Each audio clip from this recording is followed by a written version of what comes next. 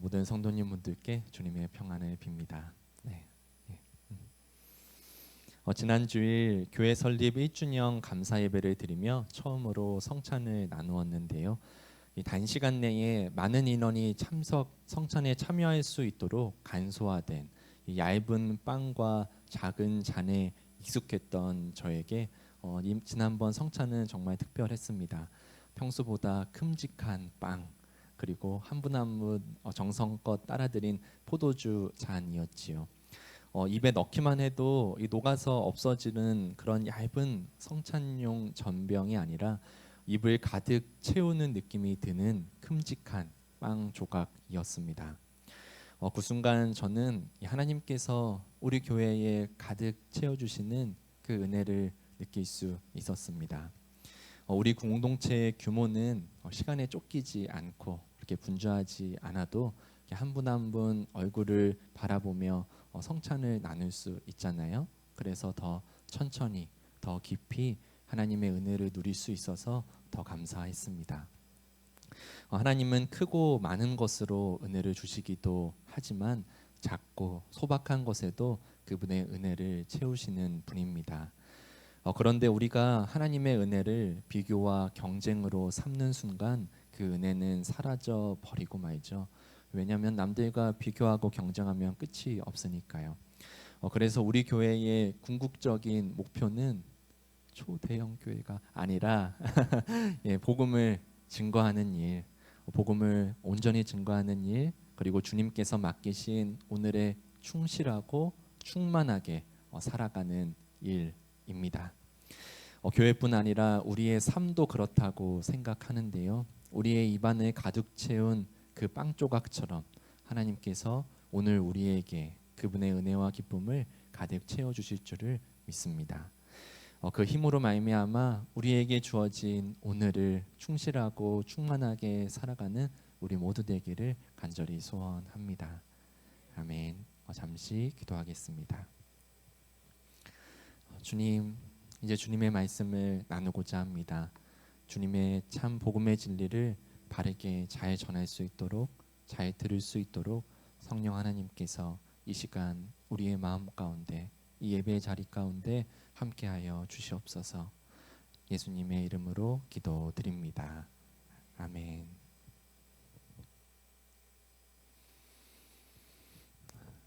미국 예의대 정신의학과 나종호 교수는 우리나라는 지금 정신과 전성 시대라고 말합니다. 그의 말대로 정신과 의사들이 여러 방송에 출연해 유명인이 셀럽이 된 것은 이미 오래전의 일이 돼버렸지요. 전 세대에 걸친 정신 건강 문제를 다루는 방송 프로그램들이 다 포진되어도 있고요. 그동안 대한민국은 외적으로 비약적인 발전을 이루었지만 그만큼의 내적인 문제가 얼마나 겹겹이 쌓여 있는지를 우리 모두가 인정하고 또 바라보고 있습니다. 끝이 없는 비교와 경쟁 속에 쌓인 분노가 여러 사회적 문제로서 나타나는 시대에 우리는 살고 있습니다. 그래서 우리 사회에 지난해 자살로 사망한 사람은 14,439명입니다. 하루에 약 40명이 스스로 목숨을 끊고 있는 상황인 것이죠.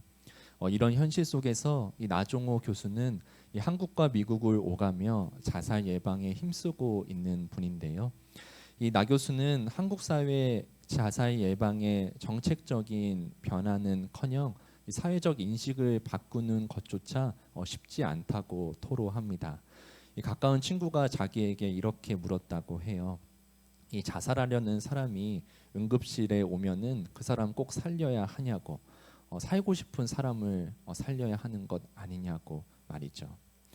그래서 나 교수는 진짜 죽고 싶은 사람은 없다고, 이 죽고 싶다는 생각은 오히려 살고 싶다는 도움의 요청이라고 답합니다.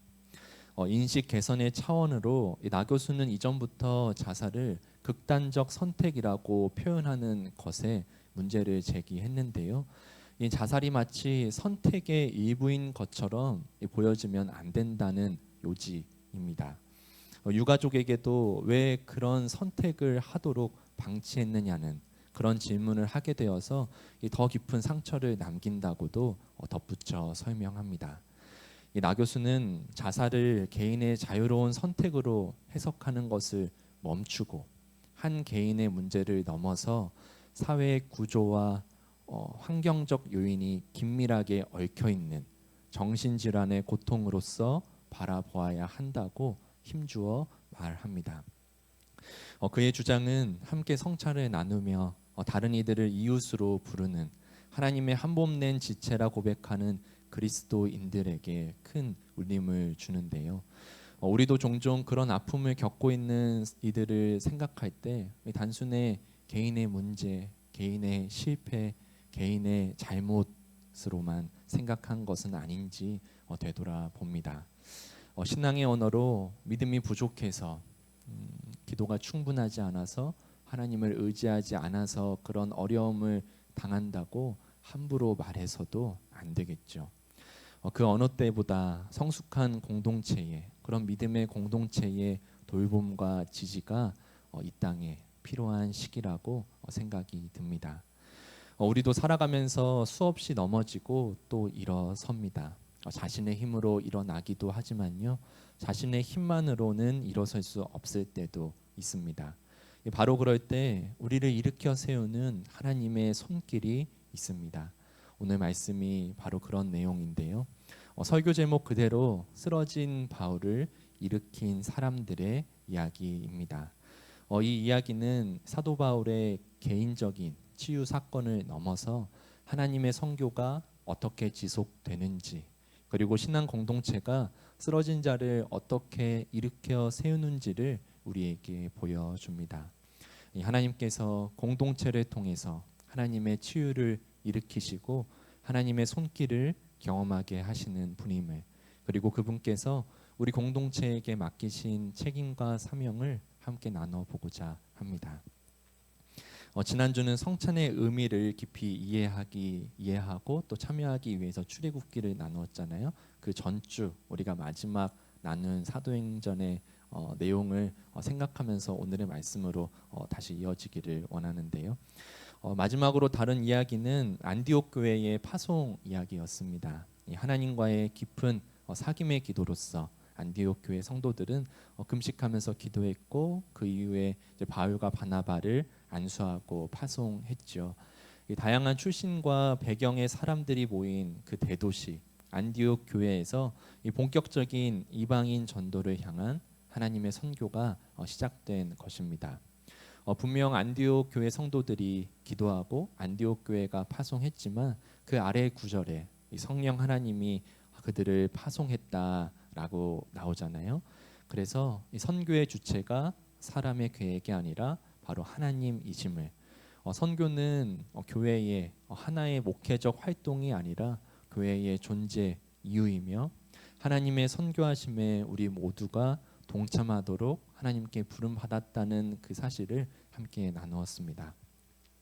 그렇게 성령 하나님으로부터 파송된 바울 사도와 바나바는 먼저 바나바의 고향인 키프로스 섬을 향해서 선교 여행을 떠났는데요. 우리가 성경 공부를 하면 1차 전도 여행이다 그렇게 부르곤 하죠. 이 안디옥에서 항구 도시인 실루기아로 가서 거기서 배를 타고 키프로스 섬으로 들어갔습니다.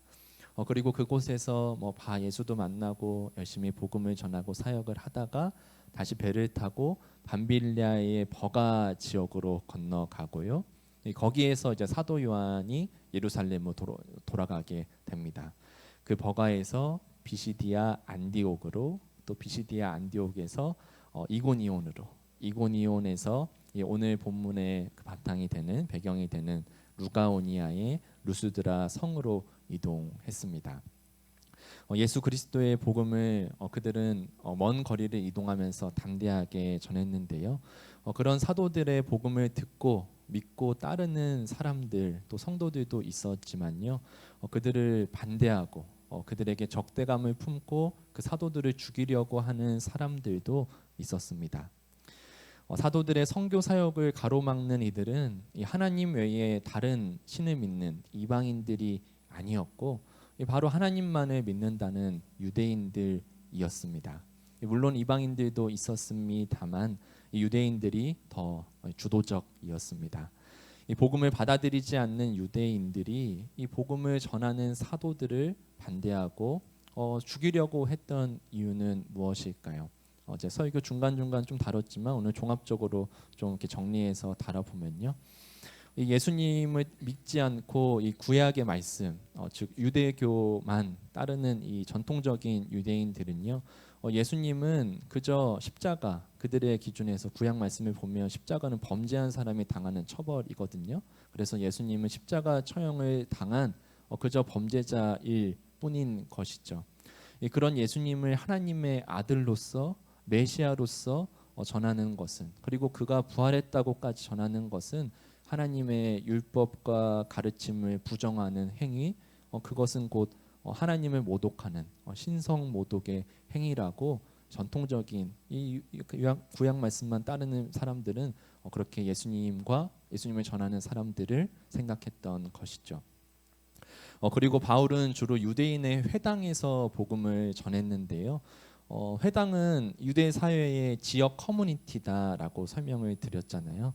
그래서 이 지역 회당을 통해서 사방으로 이렇게 나가서 살고 있는 유대인들이 거기를 통해서 결속되고 또 그 유대 회당을 통해서 이 유대 사회가 그들을 통제할 수가 있었거든요. 그래서 단순히 이 유대교의 신앙은 신앙적인 종교적인 의미뿐만이 아니라 그런 사회적인 어떤 권력의 힘이라고 볼 수 있는 것이죠. 근데 사도들이 전하는 복음은 유대인만의 복음이 아니잖아요. 이방인들에게도 전하고 또 이방인 경외자들, 하나님을 이렇게 바깥에서 좀 따르던 사람들까지도 이제는 복음을 접하게 되니까 그런 유대인만을 위한 하나님이라는 이 결속력 자체가 약해지고 통제도 더 안 되는 거죠. 이방인까지도 막 하나님을 믿기 시작하니까 그 의미는 다른 말로 한다면 이 유대 사회의 지도층, 그 권력자들이 자신들의 힘을 잃어가는 것으로 볼 수 있습니다. 그래서 그것은 또한 무엇을 의미하냐면 이 유대 민족은 자신들의 선민 민족, 하나님께서 자기네들만 특별하게 하나님이 선택했다고 믿고 그것을 통해서 또 결속력을 이렇게 다졌는데 이제는 모든 민족을 다 선택하고 하니까 유대 민족만의 그런 하나됨, 통일성도 좀 이렇게 떨어지게 되는 것이죠. 그래서 이런 종교적인 이유뿐만이 아니라 이런 정치적인, 사회적인, 민족적인 이유 때문에 이 복음을 전하는 사도들을 그 전통적인 유대인들, 특별히 유대인 지도자들이 앞장서서 그들을 제거하려고 죽이려고 했던 것입니다. 이렇게 이 바울과 바나바를 죽이려고 하는 그런 유대인들을 피해서 이 둘은 오늘 본문의 배경인 루스드라 성까지 오게 되었는데요.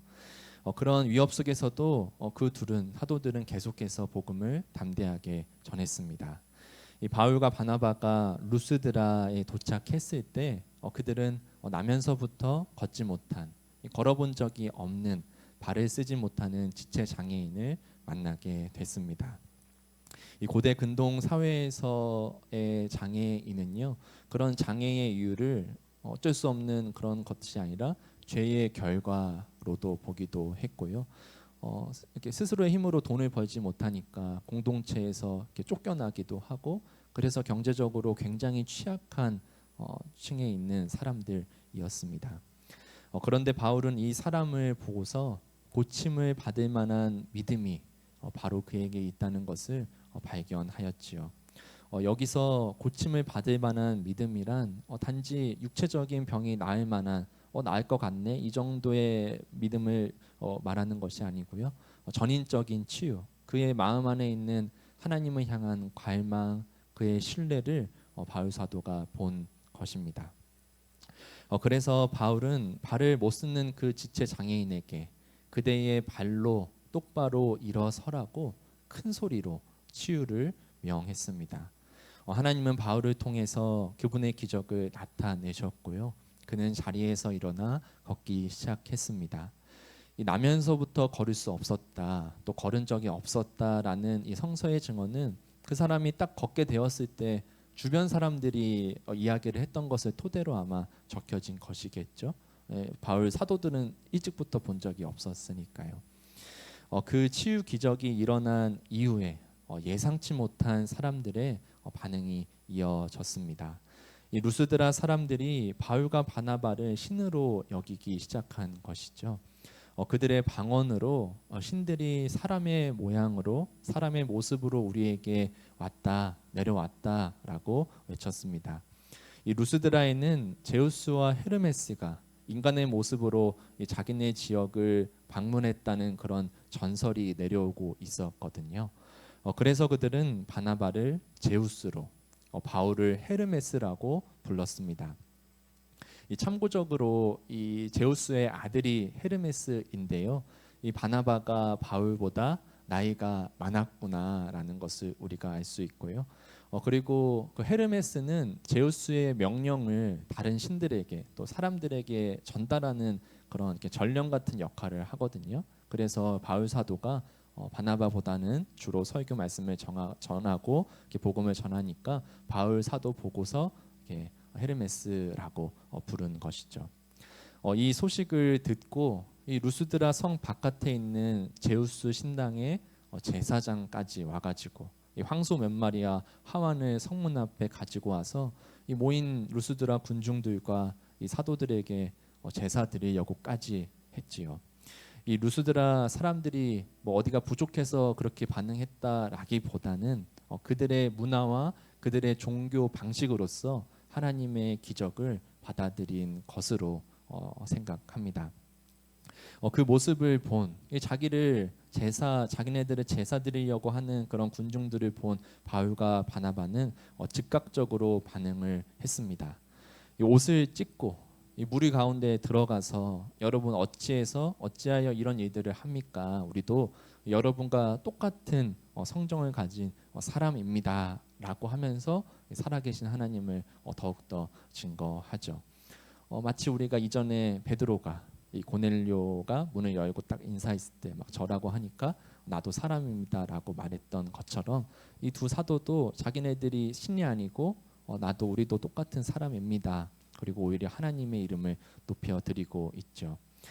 그리고 여기서 옷을 찢는다는 것은요, 유대 전통에서 신성 모독을 들었을 때에 나타나는 반응입니다. 이 하나님께 올려드려야 하는 영광을 자기들에게 돌리려고 하니까 그것을 보고 굉장히 분노하면서도 절망하면서 그런 하나님의 이름이 영광을 가리는 일을 보면서 안타까워하면서 옷을 찢고서 그런 말을 했던 것이죠. 그렇게 겨우 성경에도 재밌죠. 겨우 말렸다. 그렇게 사람들을 겨우 말리고 그 상황이 끝나가는 줄 알았는데요. 바로 그 순간에 안디옥과 이고니온에서 온 복음을 반대하는 유대인들이 그곳에 당도했습니다. 이 이고니온은 그 전 지역이니까 그럴 수 있다라고 생각도 드는데요. 이 안디옥에서부터 그들을 반대해서 이렇게 쫓아온 것을 보면요. 이 단순히 사도들이 옮기면서 복음을 전할 때 그 지역에 살고 있는 사람들만 저거 반대합니다 정도가 아니라 안디옥에서 출발할 때부터 조직적으로 끈질기게 계속해서 쫓아오면서 핍박하고 죽이려고 했다는 것을 우리가 가늠할 수 있습니다. 그들은 두 사도를 숭배하려고 했던 루스드라 사람들을 선동했는데요.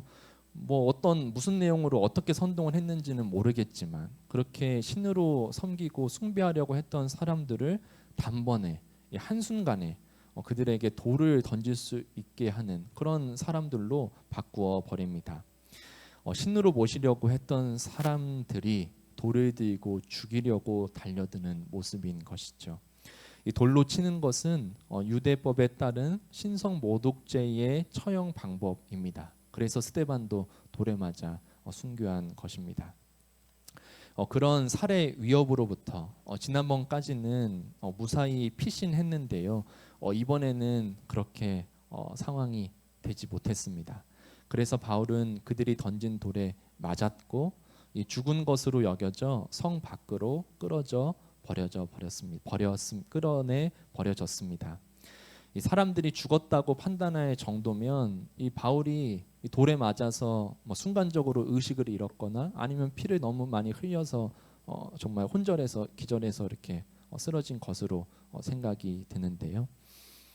그렇게 성 밖으로 내다 버려진 바울 사도인데 그러나 그 바울 사도는 혼자가 아니었습니다. 그를 따르던 제자들이 그 버려진 바울을 둘러쌌습니다. 예수님의 시체에는 아무런 제자도 찾아오지 않았지만 말입니다. 제자들이 바울을 둘러쌌을 때 그곳에 또 한 번의 치유 기적이 일어났습니다. 이 바울 사도가 일어난 것이죠. 그리고 그는 일어나서 놀랍게도 아무 일도 없었다는 듯이 다시 성으로 들어갑니다. 죽기 직전까지 거의 기절할 정도까지 돌에 맞았던 사람이 정신이 들자마자 바로 다시 성으로 돌아가는 모습을 보면 이 바울 사도가 얼마나 결연한 사람인지를 우리가 볼 수 있지요. 제자들이 쓰러진 바울을 둘러쌌을 때 이 바울이 일어났다는 것은 이 공동체의 중요성을 보여줍니다. 여기서 제자들은 이 바울의 복음을 듣고 믿음을 가진 새로운 성도들을 의미합니다. 이 사도들은 복음을 전하면서 많은 제자를 삼았는데요. 이 하나의 새로운 신앙 공동체가 그 사도들을 통해서 형성된 것이죠.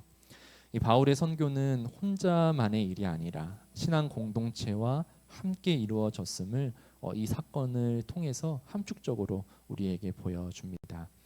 이 바울의 제자들이자 그곳의 성도들은 죽었을지도 모르는 바울 사도를 둘러싼 채 그가 다시 깨어나기를 기도하며 기다렸을 것입니다. 마치 외부의 바람을, 마치 외부의 풍랑을 막아주는 것처럼 바울 사도를 둘러싼 제자 공동체의 그 사랑의 온기가 그 공동체의 중보의 기도가 하나님께 응답되었고요. 하나님은 그들을 통해 바울 사도를 일으켜 세우셨습니다. 하나님은 사도 바울을 통해 나면서부터 발을 쓰지 못한 지체 장애인을 일으켜 세웠고 그곳의 신앙 공동체를 통해서 쓰러진 사도 바울을 일으켜 세우셨습니다. 하나님은 사도 바울과 같은 그런 위대한 신앙의 인물들뿐 아니라 새롭게 형성된 신앙의 공동체를 통해서도 하나님의 기적을 나타내시는 분이십니다. 저는 지난 몇 주간 시차례와 이 노예 가입을 두고서 몇 이렇게 모임과 또 여러 목사님들과 이렇게 만남을 가지게 됐는데요. 이웃교회 목사님들과 교제도 나누고 그러면서 이제 저보다 훨씬 더 이렇게 연배가 있으신 선배 목사님들께서 어떻게 개척을 했냐, 또 개척하고서 교회 뭐 예배나 모임은 어떠냐, 뭐 이런 질문을 많이 받았습니다. 그럴 때 저는 꼭 이런 이야기를 나누었습니다. 우리 교회는 새로 오시는 성도분들이 주인공이 될 수 있는 교회라고 말입니다. 이 매주 식사를 준비해 주시는 귀한 성김과 또 헌신 덕분에 우리가 함께 식사를 나누며 소그룹 모임을 가지잖아요. 그런데 매주는 아니더라도 우리 교회에는 손님들이 자주 오신다고 그 손님분들이 또 예배를 참석하고 모임도 참석해 주신다고 정말 우리 손님들 많이 왔었죠. 우리 몸이 좀 편찮으셔서 걸어서 오신 지난주에 또 집사님도 계시고 우리 학교 선후배분도 계시고 또 직장 이렇게 선후배분도 계셨고요. 새로운 손님이 그렇게 오시면 자연스럽게 새로운 손님의 이야기를 더 주목해서 경청하게 되었는데요. 기존의 멤버들은 이미 이야기를 좀 나누었으니까요. 이것도 한 사람이 이야기를 충분히 나누어도 뭔가 시간이 촉박해서 이제 다른 사람 해야 되는데 막 그런 시간적인 계산을 덜 해도 되는 우리 규모라서 가능한 일인 거라 또 생각이 듭니다. 그런데 신기하게도 모두가 그렇게 마음을 열고 또 귀를 열고 경청하게 되면 그 기쁨에 함께 기뻐하고 또 그 아픔에 같이 아파하게 되면 이 말씀을 시작하신 분께서 어느새 자기가 생각한 것보다 더 길게 더 깊이 자신의 마음을 나누게 되더라고요. 그렇게 손님처럼 오신 분이 한 명의 성도가 되고 또 다른 손님을 맞이하며 그렇게 오늘의 우리 공동체가 되었습니다. 저는 이 사도 바울을 둘러싼 공동체의 모습을 묵상하면서 이 함께 둘러 앉아서 식사를 나누고 또 새로 오신 분의 이야기를 마음을 열어서 경청하고 또 기도해주는 우리 공동체의 모습이 떠올랐습니다. 이 사도 바울이 돌에 맞아 죽을 뻔한 것처럼요, 우리도 죽을 것 같은 고통을 겪기도 합니다. 육체적인 질병과 아픔도 있고요, 또 사회적인 고통, 경제적인 어려움, 정신적인 고통과 아픔, 관계적인 아픔까지도 여러 종류의 그런 고통과 아픔이 있지요.